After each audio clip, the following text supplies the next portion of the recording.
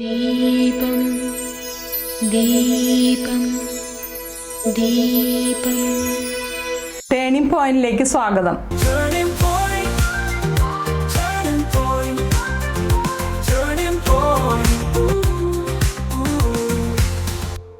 ഞാനിന്ന് പരിചയപ്പെടുത്തുന്നത് വിവിധ മേഖലകളിൽ തൻ്റെതായ വ്യക്തിമുദ്ര പതിപ്പിച്ച ഒരാളെയാണ്. അദ്ദേഹം ഒരു സയന്റിസ്റ്റാണ്, പ്രൊഫസറാണ്, സംഗീതജ്ഞനുമാണ്.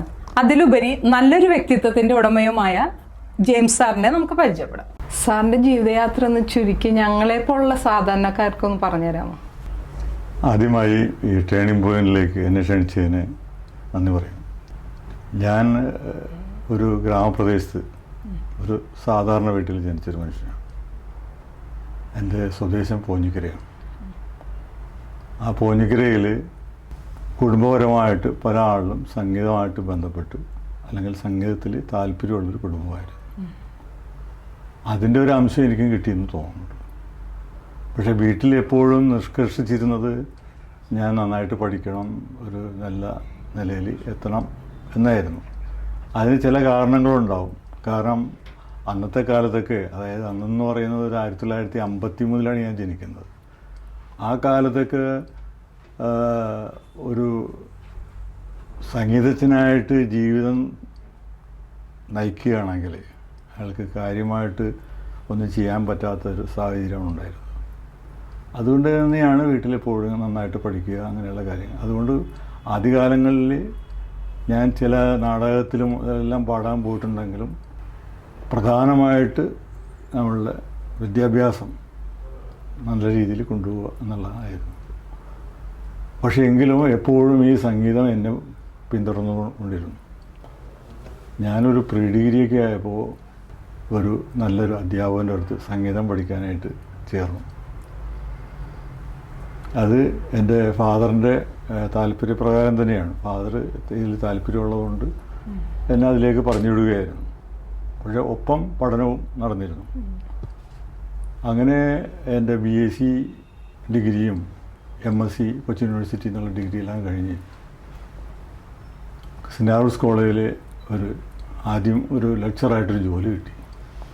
അതോടുകൂടി ജീവിതത്തിൽ നമുക്ക് നിന്നു പോകാനുള്ളൊരു വഴിയായെന്ന് തോന്നി.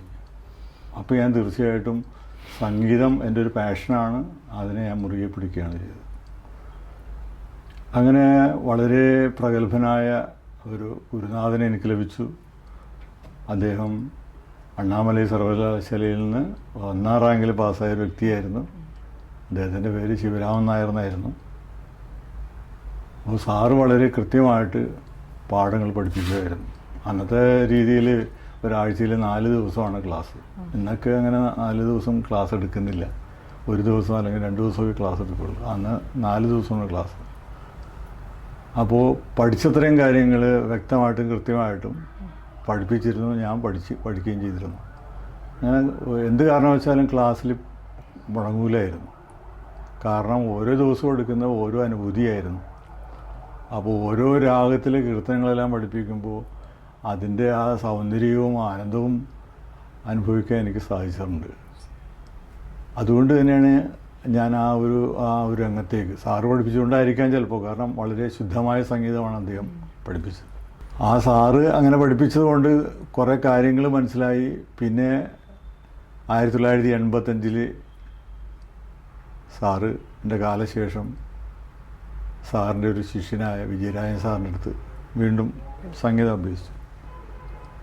പക്ഷേ ഇത്രയൊക്കെ ഇങ്ങനെ പഠിച്ചുകൊണ്ടിരിക്കുമ്പോഴും രാഗങ്ങളെ മനസ്സിലാക്കുക എന്നുള്ളത് ഒരു ബുദ്ധിമുട്ട് കൃത്യമായിട്ട്. കാരണം വളരെ ഡെലിക്കേറ്റാണ് വ്യത്യാസങ്ങൾ. വളരെ ചെറിയ ചെറിയ വ്യത്യാസങ്ങളിലാണ്, സ്വരങ്ങളുടെ വ്യത്യാസത്തിലാണ് രാഗങ്ങളെല്ലാം മാറി പോകുന്നത്.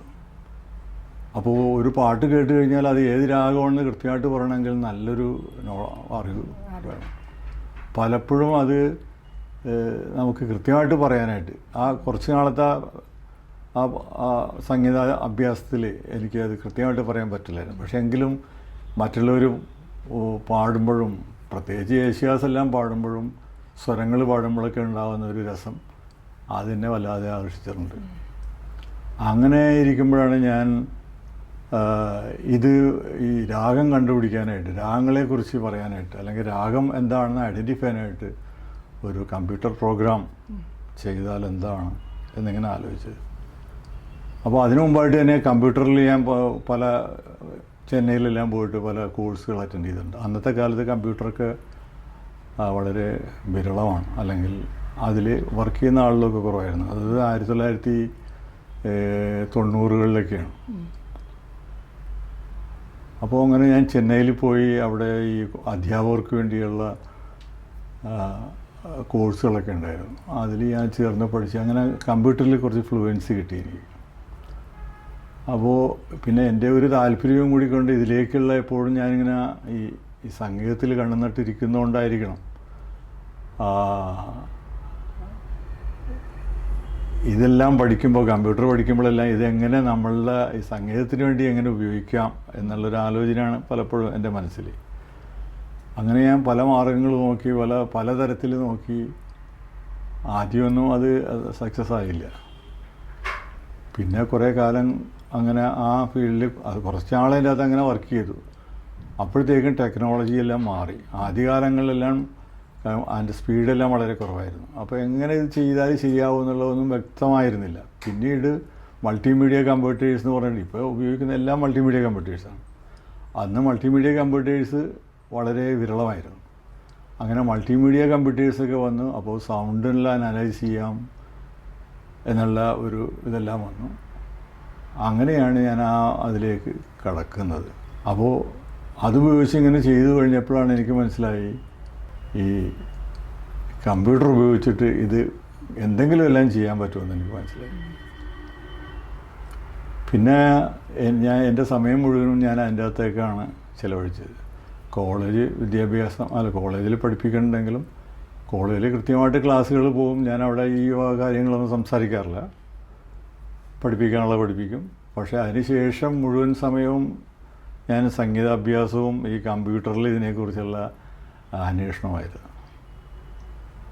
അങ്ങനെ കുറേ കഴിഞ്ഞ് കുറേ നാളത്തെ പരിശ്രമം കൊണ്ട് കുറച്ച് കാര്യങ്ങൾ ചെയ്യാൻ സാധിച്ചു. അപ്പോൾ അങ്ങനെ അതെല്ലാം ചെയ്ത് കഴിഞ്ഞപ്പോൾ എൻ്റെ ഒരു സുഹൃത്ത് കൊച്ചിൻ യൂണിവേഴ്സിറ്റിയിലെ ഡോക്ടർ ബാബുസുന്ദർ കമ്പ്യൂട്ടർ ആപ്ലിക്കേഷൻ്റെ ഹെഡായിരുന്നു. ഞാൻ സാറിനോട് ഈ കാര്യം സംസാരിച്ചു. ഞാനിങ്ങനെ രാഗം ഐഡൻറ്റിഫൈ ചെയ്യാനായിട്ട് ഒരു പ്രോഗ്രാം തയ്യാറാക്കിയിട്ടുണ്ട്. അപ്പോൾ ഇപ്പോൾ അത് വളരെ അമേച്ചർ ലെവലിലാണ്. അപ്പോൾ നല്ല രീതിയിലാക്കി അത് കൊണ്ടുവരണമെന്നുണ്ട്. അപ്പോൾ അവിടെ റിസർച്ച് ചെയ്യുന്ന കാര്യമെല്ലാം സംസാരിച്ചു. അപ്പോൾ സാറാണ് സജസ്റ്റ് അങ്ങനെയാണെങ്കിൽ ഇവിടെ റിസർച്ച് ചെയ്യാം എന്നെല്ലാം പറഞ്ഞു. അപ്പോൾ ആ സമയത്ത് എൻ്റെ കൈവശം അങ്ങനെ കമ്പ്യൂട്ടറൊന്നുമില്ല. ഞാനത് കോളേജിലുള്ള കമ്പ്യൂട്ടറും ഒക്കെ ഉപയോഗിച്ചിട്ടാണ് ചെയ്യുന്നത്. അപ്പോൾ അവിടെ അങ്ങനെ ഞാനത് അവിടെ കമ്പ്യൂട്ടർ ആപ്ലിക്കേഷൻ ഡിപ്പാർട്ട്മെൻറ്റിൽ ഇതിൻ്റെ റിസർച്ചിന് വേണ്ടി രജിസ്റ്റർ ചെയ്തു. അപ്പോൾ ഞാൻ കുറച്ച് കാര്യങ്ങളെല്ലാം ഓൾറെഡി ഞാൻ ചെയ്ത് കഴിഞ്ഞിരുന്നു. പിന്നെ അവിടെ ചെന്നപ്പോൾ കുറച്ചും കൂടി കമ്പ്യൂട്ടർ ഫെസിലിറ്റീസ് എല്ലാം കിട്ടി. അവിടെ ഇതിനു വേണ്ടി ഒരു മൾട്ടിമീഡിയ കമ്പ്യൂട്ടർ മേടിച്ചു. അതിൻ്റെ സൗണ്ട് കാർഡ് സെപ്പറേറ്റ് ആയിട്ട് മേടിച്ചു. അങ്ങനെ പല കാര്യങ്ങളും ഡിപ്പാർട്ട്മെൻറ്റ് ചെയ്തു. അതിൻ്റെ ഒരു ഫലമായിട്ടാണ് എനിക്കൊരു കൃത്യമായ രീതിയിൽ ഇതൊരു പബ്ലിക്കേഷൻ എന്നുള്ള രീതിയിൽ വരത്തക്ക രീതിയിൽ ഇത് ചെയ്യാനായിട്ട് സാധിച്ചത്. അങ്ങനെ കുറേ നാളുകളെടുത്തെങ്കിലും അവസാനം എനിക്കത് ചെയ്ത് തീർക്കാൻ കഴിഞ്ഞു. അപ്പോൾ ആ ചെയ്ത് തീരുമ്പോൾ ഉണ്ടാകുന്നൊരു സന്തോഷം, ഏതെങ്കിലും ഒരു രാഗമെങ്കിലും കമ്പ്യൂട്ടർ ഞാനല്ലാതെ എൻ്റെ അറിവല്ലാതെ കമ്പ്യൂട്ടറിൻ്റെ അറിവുകൊണ്ട് ഒരു രാഗമെങ്കിലും ഐഡൻറ്റിഫൈ ചെയ്ത് കഴിഞ്ഞാൽ നമുക്കുണ്ടാകുന്നൊരു സന്തോഷം അത് പറയാൻ പറ്റില്ല. അത്രയ്ക്ക് സന്തോഷമായിരുന്നു. പിന്നെ ഞാനിങ്ങനെ അതും വെച്ചുകൊണ്ട് ഇങ്ങനെ എൻ്റെ മനസ്സിങ്ങനെ പറഞ്ഞു കിടക്കുകയായിരുന്നു. അപ്പോൾ ഇതിങ്ങനെ ചെയ്തെങ്കിലും അതിനുശേഷം ഞാനത് PhDക്ക് വേണ്ടി അപ്ലൈ ചെയ്തു. അതിൻ്റെ ഇതെല്ലാം കഴിഞ്ഞു. ആ ഒരു PhD അവാർഡുകയും ചെയ്തു. പക്ഷേ എങ്കിലും ഇതെനിക്ക് വലിയൊരു സംഗീതവും സയൻസും തമ്മിലുള്ള ഒരു ലോകം തുറന്നു തരികയും ചെയ്തു. സംഗീതത്തിൽ പലപ്പോഴും പഠിക്കുമ്പോൾ ഉണ്ടാകുന്ന സംശയങ്ങൾ, അതിന് കൃത്യമായ ഉത്തരം ഒരു സയൻസിൻ്റെ അടിസ്ഥാനത്തിലൊരു ഉത്തരം തരാനായിട്ട് പലപ്പോഴും പല ആളുകൾക്കും കഴിഞ്ഞിരുന്നില്ല. അതിൻ്റെ സംഗീതത്തിൻ്റെ പ്രത്യേക ഭാഷ ഉണ്ട്. ആ ഭാഷയിൽ കൂടെ ചില കാര്യങ്ങൾ പറയും. അത് ചിലപ്പോൾ മനസ്സിലായില്ലെങ്കിൽ നമ്മൾ വിചാരിക്കും നമുക്ക് മനസ്സിലാകാത്തതുകൊണ്ടാണെന്ന് വിചാരിക്കും. പിന്നീട് എനിക്ക് തോന്നി ഇത് അങ്ങനെയല്ല, നമുക്ക് മനസ്സിലാകണമല്ലോ. അങ്ങനെ കൂടുതൽ പല കാര്യങ്ങളും ഇതിനെ സംബന്ധിക്കുന്ന കാര്യങ്ങളിൽ ഞാൻ റിസർച്ച് ചെയ്തപ്പോൾ എനിക്ക് കുറേ അധികം കാര്യങ്ങൾ ഇതിൻ്റെ ശാസ്ത്രമായിട്ട് ബന്ധപ്പെട്ട്, സംഗീതവും ശാസ്ത്രവും തമ്മിലുള്ളൊരു ബന്ധം. അപ്പോൾ ശാസ്ത്രത്തിൻ്റെ അടിസ്ഥാനത്തിൽ എങ്ങനെ സംഗീതത്തെ നോക്കിക്കാണാം, അതാണ് പ്രധാന വിഷയം. അത് കഴിഞ്ഞു എന്നുള്ളതാണ്. അങ്ങനെ രാഗ ഐഡൻറ്റിഫിക്കേഷന് വേണ്ടി പ്രോഗ്രാം ചെയ്തെങ്കിലും അതിൻ്റെ ആ പ്രവർത്തനത്തിന് വേണ്ടി ചെയ്ത കാര്യങ്ങൾ അത് വേറെ പല കാര്യങ്ങളും ചെയ്യാനായിട്ട് എന്നെ സഹായിച്ചു. അത് എനിക്ക് ജീവിതത്തിൽ വലിയൊരു നേട്ടമായിട്ട് തോന്നുന്നു. ഇപ്പോഴത്തെ തലമുറയിലെ കുട്ടികളോട് സാറിന് എന്തെങ്കിലും ഉപദേശം കൊടുക്കാനുണ്ട്? അത് എന്തിനെക്കുറിച്ചാണ്? അത് ഗവേഷണത്തിൻ്റെ ഇതാണോ അല്ലെങ്കിൽ സംഗീതത്തിൻ്റെ കാര്യമാണോ? എന്താണ് ഗവേഷണത്തിനാണെങ്കിൽ പ്രത്യേകിച്ച് നമ്മൾ ഗവേഷണം എന്നും പറഞ്ഞ് നടന്നാൽ ഗവേഷണം ചെയ്യാൻ പറ്റില്ല. നമുക്ക് എന്തെങ്കിലും ഒരു മനസ്സിൽ ഒരു കാര്യം വേണം. നമുക്ക് അറിയാനായിട്ട് എന്തെങ്കിലും ഒരു കാര്യം നമുക്ക് അറിയാൻ പോലത്തെ അറിയാനുള്ള ഒരു ആഗ്രഹമുണ്ടെങ്കിൽ അത് പൂർത്തീകരിക്കാനാണ് നമ്മൾ സാധാരണ എന്നാലേ അത് ഫലവത്താവുള്ളൂ.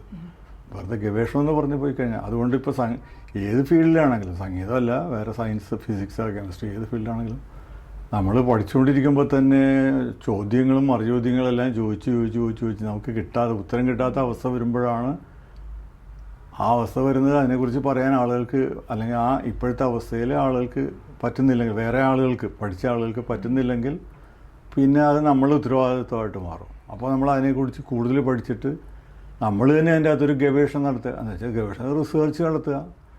മറ്റുള്ളവരെന്തൊക്കെ ചെയ്യാറുണ്ട്, നമുക്കിന്ന് എന്ത് ചെയ്യാൻ സാധിക്കും, നമ്മൾ എന്താണ് നമുക്ക് വേണ്ടത്, അങ്ങനെ കൃത്യമായൊരു ആശയം അതിനെക്കുറിച്ച് ഒരു ഐഡിയ ഉണ്ടെങ്കിൽ തീർച്ചയായിട്ടും നമുക്ക് ഇത് ചെയ്യാം. അതിനെ ഒരു തടസ്സം. ഇത് പ്രവർത്തനമാണ്. നമ്മൾ ഏറ്റവും കൂടുതൽ ഇതിനാവശ്യമായിട്ടുള്ള നമ്മളുടെ വർക്കാണ്, സിൻസിയറായിട്ടുള്ള വർക്ക്. അത് നമ്മളുടെ ആഗ്രഹങ്ങളും നമ്മളുടെ ചോദ്യവും എല്ലാം ജെനുവിനായിരിക്കണം. അതെ, ജെനുവിനാണെങ്കിൽ അതിലേക്ക് നമുക്ക് എത്തിപ്പറ്റാൻ പറ്റും. കാരണം അത് അപ്പോഴേ നമ്മളുടെ മനസ്സിനൊരു സമാധാനമാവുള്ളൂ. അതുവരെ നമ്മൾ ഇതിൻ്റെ പുറകെ നടക്കേണ്ടി വരും. അങ്ങനെ ഒരു സമാധാനം കിട്ടുമ്പോൾ അതിൽ നിന്ന് വലിയൊരു സന്തോഷം കിട്ടും. അതാണ് ഇതിനെ ഈ റിസർച്ച് ചെയ്യുമ്പോൾ ഉണ്ടാകുന്നൊരു സന്തോഷം. ഇത്ര നേരം വിലയേറിയ സമയം ചെലവഴിച്ചതിന് വളരെയധികം നന്ദിയുണ്ട് സാർ. ടേണിംഗ് പോയിന്റ് എന്നുള്ള പരിപാടിയിലേക്ക് എന്നെ ക്ഷണിച്ചതിൽ അതിയായ സന്തോഷമുണ്ട്. ഇതിലൂടെ എനിക്ക് എൻ്റെ കുറേ കാര്യങ്ങൾ പറയാൻ കഴിഞ്ഞു എന്ന് വിചാരിക്കുന്നു. ഒരിക്കൽ കൂടി നന്ദി, നമസ്കാരം.